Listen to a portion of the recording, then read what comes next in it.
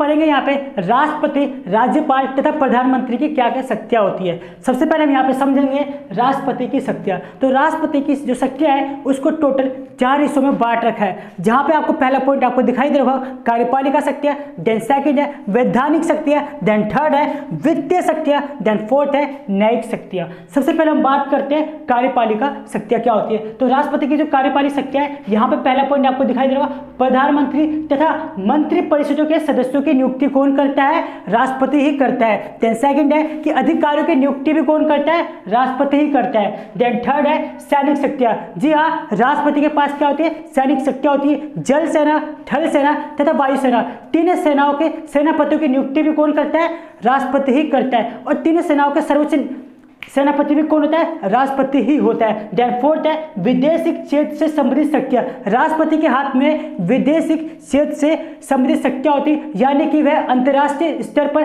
देश का प्रतिनिधित्व करता है और दूसरे देश के लिए अपने देश के राजदूतों की नियुक्ति भी करता है। देन दूसरे देश से आए हुए राजदूतों का क्या करता है, प्रमाण पत्र स्वीकार करता है और उन्हें अपने देश में ठहरने का, रुकने की इजाजत भी कौन देता है, राष्ट्रपति ही देता है। वैधानिक शक्तियाँ, सेकंड क्या है यहाँ पे, सेकंड यहाँ पे है वैधानिक शक्तियाँ, जहाँ पे पहला पॉइंट यह है कि संसद के गठन के विषय में शक्तियाँ, यानी कि राष्ट्रपति के हाथ में क्या है कि राष्ट्रपति उन 12 सदस्यों को मनोनीत कर सकता है जो क्या होते हैं, अपने ही क्षेत्र में क्या होते हैं, प्रसिद्ध होते हैं। ज्ञान, साहित्य, कला, समाज सेवा, इस तरह के 12 सदस्यों को वो मनोनीत कर सकता है। देन सेकंड यहाँ पे है संसद का अधिवेशन बुलाना व स्थगित करना, यानी कि राष्ट्रपति कभी भी संसद का अधिवेशन बुला सकते हैं तथा उन्हें स्थगित यानी कि रोक सकता है। देन थर्ड है लोकसभा को भंग करने की शक्ति। लोकसभा को भंग करने की शक्ति भी किसके हाथ में है, राष्ट्रपति के हाथ में ही है। देन फोर्थ है विधेयकों पर स्वीकृति देना। संसद द्वारा पास किए गए विधेयकों पर हस्ताक्षर करने का अधिकार किसके हाथ में है, राष्ट्रपति के हाथ में ही है। और राष्ट्रपति क्या कर सकता है, अगर राष्ट्रपति को कुछ सुझाव चाहिए तो वापस संसद को कर सकता है। संसद चाहे तो सुझाव के साथ या सुझाव के बिना वापस उस विधेयक को राष्ट्रपति के हाथ में दे देंगे, जहां पर राष्ट्रपति को उस विधेयक को स्वीकृति करना ही यानी कि स्वीकार करना ही होगा। वित्तीय शक्तियां, थर्ड यहाँ पे क्या है, वित्तीय शक्तियां, जहां पे पहला पॉइंट है कि संसद के सामने बजट पेश करना, यानी कि राष्ट्रपति प्रति वर्ष संसद के सामने क्या करता है, बजट को पेश करता है। यहाँ पे आपको दिखाई देगा कि आय व्यय का ब्यौरा भी राष्ट्रपति प्रति वर्ष संसद के सामने क्या करता है, पेश करता है। देन सेकंड है धन बिल से संबंधित शक्तियां। राष्ट्रपति के हाथ में धन बिल से संबंधित शक्तियां भी होती है। एग्जाम्पल के लिए अगर कोई धन विधेयक लोकसभा में पास करना है तो वहां पर राष्ट्रपति की स्वीकृति होना जरूरी है, तभी वह धन विधेयक क्या होगा, लोकसभा में पास होगा। देन थर्ड है आकस्मिक निधि का नियंत्रण। इसको समझ लेते हैं। यहाँ पर क्या लिखा है कि भारत का आकस्मिक निधि का नियंत्रण किसके हाथ में होता है, राष्ट्रपति के हाथ में होता है। राष्ट्रपति चाहे तो किसी भी आकस्मिक खर्चे के लिए संसद की स्वीकृति यानी संसद से बिना पूछे ही क्या कर सकता है, इस निधि के द्वारा वो क्या कर सकता है, धन को दे सकता है। न्यायिक शक्तियां, फोर्थ हमारा यहाँ पे क्या है, फोर्थ हमारा यहाँ पे न्यायिक शक्तियां, जहां पर पहला क्या लिखा है, न्यायाधीशों की नियुक्ति, यानी कि राष्ट्रपति क्या करता है, सर्वोच्च न्यायालय के मुख्य न्यायाधीश और अन्य न्यायाधीशों की नियुक्ति करता है, साथ ही राज्यों के मुख्य न्यायाधीश तथा अन्य न्यायाधीशों की नियुक्ति भी करता है। देन सेकंड है परामर्श लेने का अधिकार। राष्ट्रपति के हाथ में परामर्श लेने का अधिकार है। सर्वोच्च न्यायालय से वह परामर्श ले सकता है। किसी भी कानून विषय पर राष्ट्रपति सर्वोच्च न्यायालय से क्या ले सकता है, परामर्श ले सकता है। देन थर्ड है समाधान का अधिकार। न्यायालय द्वारा कोई भी दंड राष्ट्रपति क्या कर सकता है, कम कर सकता है या तो उसको माफ कर सकता है, चाहे वो दंड मृत्यु दंड ही क्यों ना हो। राष्ट्रपति उसको कम भी कर सकता है और उनको क्षमा यानी उनको माफ भी कर सकता है। ये सारे अधिकार किसके हाथ में, राष्ट्रपति के हाथ में ही है। तो अगला टॉपिक हमारा किसके ऊपर, अगला टॉपिक हमारा यहाँ पे प्रधानमंत्री की शक्तियों के ऊपर है। तो टोटल यहाँ पे प्रधानमंत्री की 10 शक्तियाँ दे रखी है। इन 10 शक्तियों के बारे में हम पढ़ेंगे कि वो 10 शक्तियाँ क्या क्या है और उनके क्या क्या कार्य होते हैं। तो यहाँ पे देखिए सबसे पहले 10 शक्तियाँ यहाँ पे दे रखा है कि मंत्रिपरिषद का निर्माण करना। देन सेकेंड है यहाँ पे मंत्रिमंडल की बैठकों की अध्यक्षता। देन थर्ड है यहाँ पे मंत्रियों को हटाना। फोर्थ यहाँ पे क्या है, राष्ट्रपति तथा मंत्रिमंडल के बीच की कड़ी। फिफ्थ यहाँ पे क्या है, नियुक्तियाँ। देन सिक्स यहाँ पे नीति निर्धारण करना। सेवंथ यहाँ पे कि योजना आयोग का अध्यक्ष। एट है यहाँ पे राष्ट्रपति का मुख्य सलाहकार।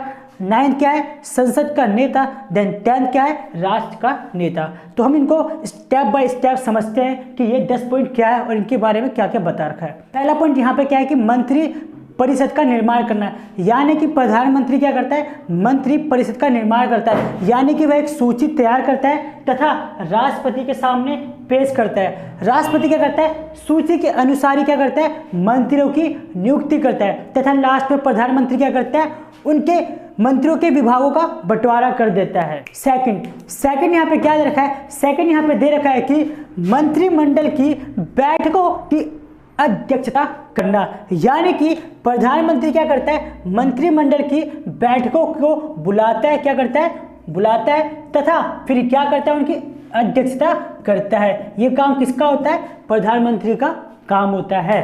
थर्ड क्या है यहाँ पे, थर्ड यहाँ पे लिखा है मंत्रियों को हटाना, यानी कि प्रधानमंत्री क्या करता है, मंत्रियों को हटा सकता है। यदि कोई मंत्री प्रधानमंत्री की नीति से असहमत है तो प्रधानमंत्री उसे क्या कह सकता है, त्यागपत्र देने को कह सकता है। और अगर मंत्री ऐसा नहीं करेगा तो प्रधानमंत्री राष्ट्रपति से कहकर उसको उसके पद से हटा सकता है। फोर्थ यहाँ पे क्या लिखा है, फोर्थ यहाँ पे लिखा है राष्ट्रपति तथा मंत्रिमंडल के बीच की कड़ी, यानी कि प्रधानमंत्री क्या करता है, प्रधानमंत्री राष्ट्रपति तथा मंत्रिमंडल के बीच की कड़ी का निर्माण करता है। कैसे करता है, वह क्या करता है, मंत्रिमंडल द्वारा लिए गए सारे निर्णय राष्ट्रपति तक पहुंचाता है। मंत्रिमंडल ने जो भी निर्णय लिए उनको राष्ट्रपति तक पहुंचाता है और राष्ट्रपति की बात को मंत्रिमंडल तक पहुंचाता है। इस बीच में अगर कोई मंत्री राष्ट्रपति से मिलना चाहता है तो प्रधानमंत्री की स्वीकृति होना जरूरी है, तभी वह राष्ट्रपति से मिल सकता है, वरना नहीं मिल सकता। फिफ्थ यहाँ पे क्या दे रखा है, फिफ्थ यहाँ पे दे रखा है नियुक्तियां, यानी कि यहाँ पे क्या है कि राष्ट्रपति सभी उच्च सरकारी पदों की नियुक्तियां किसके थ्रू करता है, प्रधानमंत्री के परामर्श के अनुसार ही कर सकता है। राष्ट्रपति प्रधानमंत्री के परामर्श के बिना किसी भी सरकारी पद की नियुक्तियां नहीं कर सकता। 6 यहाँ पे क्या दे रखा है, 6 यहाँ पे दे रखा है नीति निर्धारण करना, यानी कि देश का आंतरिक तथा बाहरी नीति निर्धारण में प्रधानमंत्री की एक बहुत ही महत्वपूर्ण भूमिका होती है।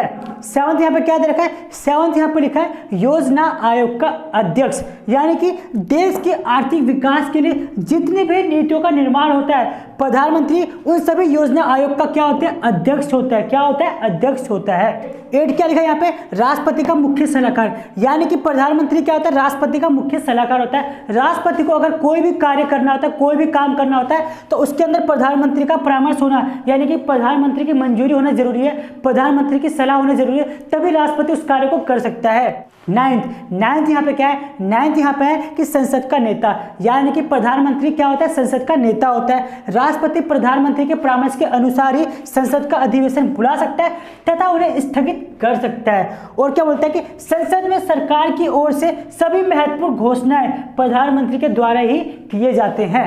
10th यहाँ पे दे रखा है राष्ट्र का नेता, यानी कि प्रधानमंत्री संसद का नेता तो होता है, साथ ही साथ क्या होता है, राष्ट्र का नेता भी होता है। किस तरह होता है, यदि देश में किसी भी प्रकार का संकट होता है तो हम सभी का ध्यान प्रधानमंत्री की ओर ही होता है। हम सब लोग एक आशा करते हैं कि प्रधानमंत्री हमें उस संकट से क्या कराएगा, मुक्त कराएगा। हम सबको विश्वास होता है कि प्रधानमंत्री हमें उस संकट से बचाएगा। इस तरह क्या होता है, प्रधानमंत्री राष्ट्र का नेता भी होता है। तो आई होप आपको ये सारे के सारे 10 पॉइंट अच्छे से समझ में आ चुके होंगे। चलिए स्टार्ट करते हैं अगले टॉपिक पे। तो अब तक हमने प्रधानमंत्री तथा राष्ट्रपति की शक्तियों के बारे में पढ़ लिया है। अब हम पढ़ेंगे यहाँ पे किसके बारे में, राज्यपाल की शक्तियों के बारे में। मैं आपको बता दूं कि यहाँ पे राज्यपाल की 2 शक्तियों के बारे में पढ़ेंगे, एक है कार्यकारी शक्तियाँ, देन दूसरी हमारी विधायी शक्तियाँ। ठीक है, तो पहला पॉइंट यहाँ पे क्या है, कार्यकारी शक्तियों का पहला पॉइंट यहाँ पे क्या है कि राज्य में राष्ट्रपति शासन लागू करने के लिए सिफारिश कर सकता है। देन सेकंड है कि वह मुख्यमंत्री की सलाह पर ही अन्य मंत्रियों की नियुक्ति कर सकता है। क्या कर सकता है,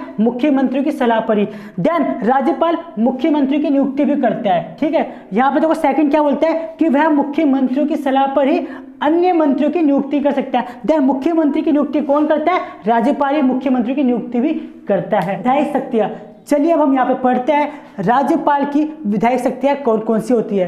तो वह राज्य विधानमंडल का अधिवेशन बुलाता है तथा उसे स्थगित कर सकता है। देन सेकंड है यहाँ पे कि वह राज्य विधानमंडल द्वारा पास किए गए बिलों को स्वीकृति भी प्रदान करता है। देन थर्ड यहाँ पे क्या है कि वह विधानमंडल का कार्यकाल समाप्त होने से पहले ही उसे भंग भी कर सकता है। ये सारी की सारी शक्तियाँ किसकी है, राज्यपाल की विधायक शक्तियां। तो आई होप आपको तीनों ही टॉपिक अच्छे से समझ में आ चुके होंगे। किसके बारे में, प्रधानमंत्री की शक्ति, राष्ट्रपति की शक्ति, देन राज्यपाल की शक्तियां। अगर आपको वीडियो पसंद आए तो प्लीज़ इस चैनल को लाइक सब्सक्राइब जरूर कीजिएगा। चैनल का नाम है क्लास, जो specially for 11th and 12th के लिए ही बनाया गया है।